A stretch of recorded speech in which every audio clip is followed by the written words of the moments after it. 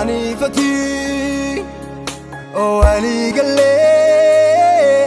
Gofta Faarfannaa ILILLEE anifati ILILLEE Gofta Faarfannaa ILILLEE anifati ILILLEE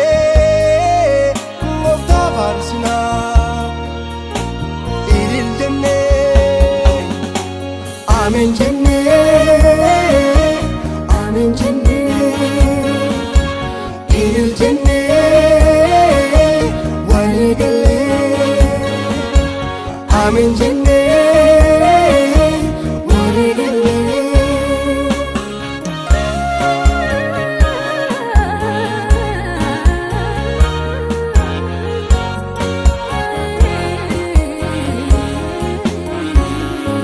Gaarummaa kee himoo homtuu nan daangessu ani tuman fufaa maqaa kee weeddisu maqaa kee weeddisu gaarummaa kee himoo homtuu nan daangessu ani tuman fufaa maqaa kee weeddisu maqaa kee weeddisu arjummaa kee himoo homtuu nan daangessu ani tuman fufaa maqaa kee weeddisu maqaa kee weeddisu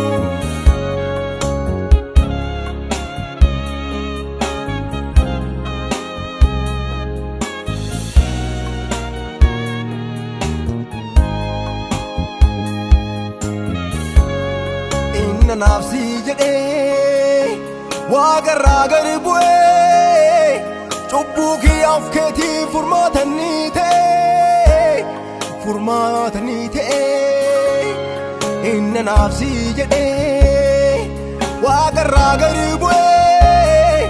cubbuu kiyyaaf keetii furmaatanii ta'e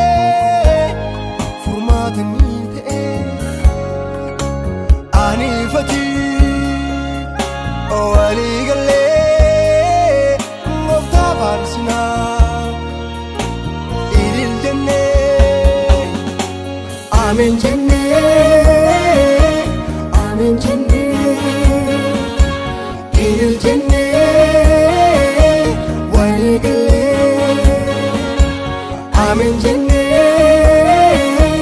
walii gallee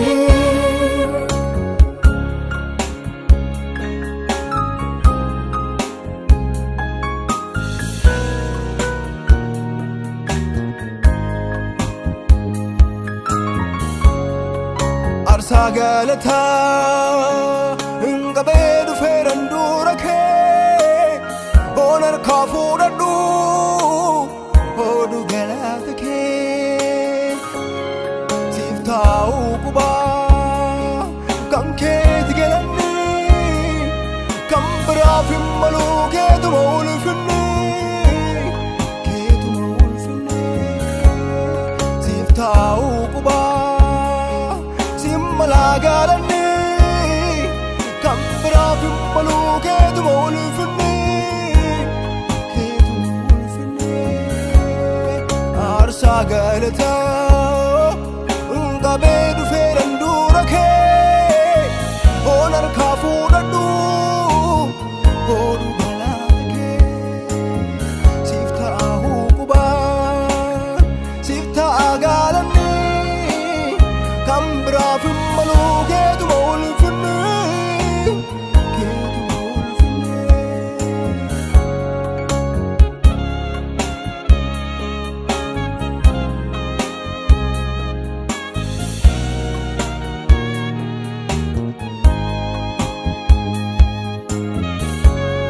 riqichaa jireenyaa situ anaaf ta'e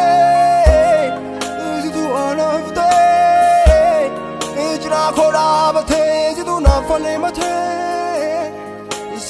faleematee riqichaa jireenyaa situ anaaf ta'e cinaa koo dhaabatee situ naaf faleematee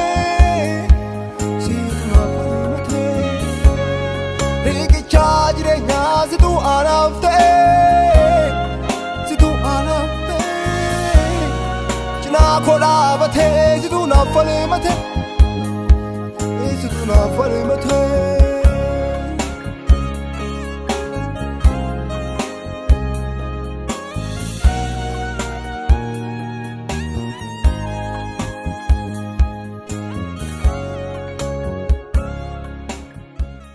Anaaf jettee fannoo irratti dhiiga kee dhangalaaste.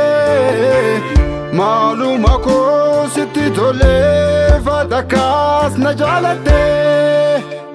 Jaalala kee na boojite.